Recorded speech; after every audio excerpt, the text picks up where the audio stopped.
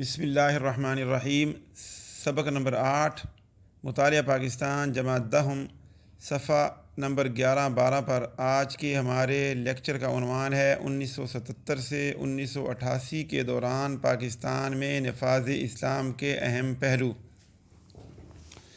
یہ بات ہم پہلے بھی بیان کر چکے ہیں کہ جنرل ضیاء الحق صاحب نے اسلام کے حوالے سے کچھ اقدامات کیے تھے، اور وہ اقدامات کس بنیاد پر کیے تھے اس کی وجہ بھی آج ہم اس لیکچر میں بیان کرتے ہیں کہ اس سے پہلے بھٹو صاحب کا دور تھا۔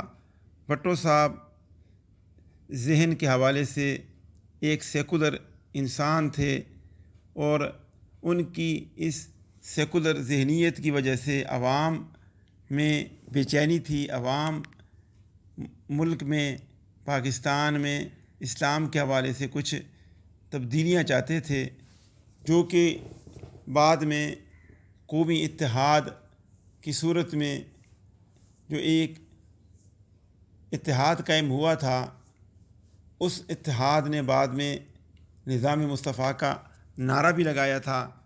اس نعرے کی بنیاد پر ملک میں لوگ اس کے ارد گرد جمع ہو رہے تھے، اور لوگ توقع کر رہے تھے کہ نظام مصطفیٰ کے حوالے سے ملک پاکستان میں اسلام کی طرف کچھ اقدامات کیے جائیں گے، اسلام کے حوالے سے کچھ اقدامات کیے جائیں گے۔ تو درمیان میں جنرل صاحب کا ماشاء اللہ کا دور شروع ہو گیا۔ تو جنرل صاحب سمجھتے تھے کہ لوگوں میں اسلام کے حوالے سے رجحانات ہیں، وہ اسلام کے حوالے سے پاکستان میں کچھ تبدیلیاں چاہتے ہیں۔ وہ پہلی حکومتوں کے لادینیت اور سیکولر ذہنیت سے تنگ ہیں، وہ اسلام اور دین کے حوالے سے پاکستان میں کچھ اصلاحات، کچھ تبدیلیاں چاہتے ہیں۔ تو اس حوالے سے جنرل صاحب نے آ کر 1977 سے 1988 کے دوران کیا کیا اسلام کے حوالے سے کام کیے، تبدیلیاں لائیں، ان کا ہم ترتیب وار ذکر کرتے ہیں۔ تو پہلا پوائنٹ ہے شرعی عدالتوں کا قیام۔ 10 فروری 1969 کو ایک آرڈیننس کے ذریعے تمام ہائی کورٹس میں شریعت بینچ قائم کر دیے گئے۔ ان میں علماء کو بطور جج شامل کیا گیا۔ 1980 میں شریعت بینچوں کی بجائے شرعی عدالت قائم کی گئی، جو ماتحت عدالتوں کے فیصلوں کے خلاف اپیل سنتی تھی اور اسلام کی تشریح کرتی تھی۔ وفاقی شرعی عدالت کے فیصلوں کے خلاف اپیل کی سماعت سپریم کورٹ کا بینچ کرتا تھا۔ دوسرا جو شرعی حوالے سے کام ہوا وہ شرعی حدود کا نفاذ۔ 1979 یعنی 1979 میں حکومت نے شرعی حدود کا آرڈیننس نافذ کیا، جس کے مطابق چوری، شراب نوشی، زنا اور دوسرے جرائم پر شرعی سزائیں دینے کے احکامات جاری کیے گئے۔ شرعی حدود جو ہوتے ہیں یہ وہ سزائیں ہیں جو شریعت میں مقرر ہیں، جس میں کوڑی بھی ہیں، سنگساری بھی ہے۔ تو بہرحال یہ کچھ تبدیلیاں لائی گئیں جو جناب جنرل صاحب کی طرف سے تھیں۔ تیسرا جو اقدام کیا گیا اسلام کے حوالے سے وہ زکوٰۃ و عشر کا نظام تھا۔ اس نظام کے مطابق صاحب نصاب مسلمانوں سے ہر سال بینکوں میں جمع شدہ رقم کی بنیاد پر یکم رمضان کو 2.5% زکوٰۃ وصول کی جاتی تھی۔ زکوٰۃ کی یہ رقم زکوٰۃ کونسلوں کے ذریعے مستحقین میں تقسیم کی جاتی تھی۔ سالانہ زرعی پیداوار کی مخصوص حد کا 10% عشر وصول کیا جاتا تھا، جس کی وصولی کا کام عملی طور پر 1983 میں شروع ہوا۔ سود کا خاتمہ۔ جنرل صاحب نے پاکستان میں نفاذ اسلام کے حوالے سے جو کام کیے، ان میں سے ایک بڑا کام سود کا خاتمہ تھا۔ 1 جنوری 1981 سے سود سے نجات حاصل کرنے کے لیے نفع و نقصان کی بنیاد پر کھاتے کھولے گئے۔ اور 1 جولائی 1984 سے تمام سیونگ اکاؤنٹس کو PLS کھاتوں میں تبدیل کر دیا گیا۔ یہ بات ہم سمجھتے ہیں اسلامی حوالے سے کہ سود ایک ناسور ہے معیشت کے لیے، تو اس ناسور سے نجات حاصل کرنے کے لیے صدر صاحب نے یہ اقدام کیا، یہ قدم اٹھایا۔ اگلا جو ہمارا پوائنٹ ہے وہ ہے تعلیم کے حوالے سے کہ تعلیم میں انہوں نے کیا تبدیلیاں کی، اسلام کے حوالے سے کیا کیا۔ تو اس حوالے سے ہم دیکھ رہے ہیں کہ اسلامیات اور مطالعہ پاکستان کی تعلیم کو لازمی قرار دیا گیا۔ پاکستان کے تمام تعلیمی اداروں میں BA تک اسلامیات اور مطالعہ پاکستان کی تعلیم لازمی قرار دے دی گئی۔ یہ قدم تعلیمی نظام کو اسلام سے ہم آہنگ کرنے کے لیے اٹھایا گیا۔ نماز کا اہتمام، یہ بھی ایک اہم پوائنٹ تھا کہ تمام اسکولوں، کالجوں، سرکاری دفاتر میں ظہر کی نماز کا اہتمام کیا گیا۔ لوگوں کو نماز کی طرف راغب کرنے کے لیے صلاۃ کمیٹیاں بنائی گئیں۔ احترام رمضان آرڈیننس،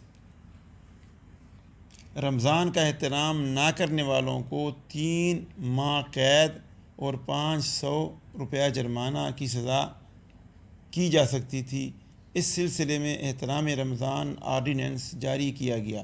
چونکہ رمضان المبارک میں لوگ سر عام کھاتے پیتے تھے، رمضان کا کوئی احترام نہ تھا، تو اس حوالے سے یہ قدم اٹھایا گیا کہ سر عام روڈوں پر، چوکوں پر جو کھائے گا پیے گا اس کو 3 ماہ قید بھی کی جا سکتی ہے اور 500 روپیہ جرمانہ بھی کیا جا سکتا ہے۔ اگلا جو قدم تھا اسلام کے حوالے سے وہ دینی مدارس کی طرف ان کی توجہ تھی۔ ضیاء الحق صاحب کے دور میں دینی مدارس کی سرپرستی کی گئی، ان کو سالانہ امداد دی جاتی تھی۔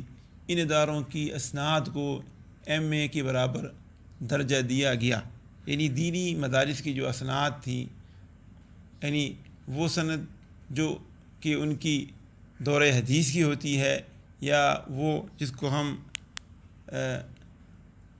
عالمیہ کی سند کہتے ہیں، اس کو MA کے برابر درجہ دیا گیا، MA کے مساوی درجہ دیا گیا، تاکہ دینی مدارس سے فاضل اور فارغ ہونے والے طلباء وہ بھی دیگر سرکاری اداروں میں جو دوسرے لوگوں کی طرح وہ بھی وہاں پر کام کرنے کی ان کو اجازت ہو، وہ بھی کام کر سکیں۔ تو دینی مدارس کے بعد عربی کی تعلیم پر توجہ دی گئی۔ عربی کو اسکولوں میں لازمی تعلیم کے طور پر درجہ دیا گیا، تو اسکولوں میں جماعت ششم سے جماعت ہشتم تک عربی زبان کی تعلیم لازمی قرار دے دی گئی۔ اگلا جو ان کا قدم تھا اسلام کے حوالے سے وہ بین الاقوامی اسلامی یونیورسٹی کا قیام۔ اسلامی قانون کے ہر پہلو پر تحقیق کرنے کے لیے 1981 سے اسلام آباد میں بین الاقوامی اسلامی یونیورسٹی کا کام شروع کیا گیا۔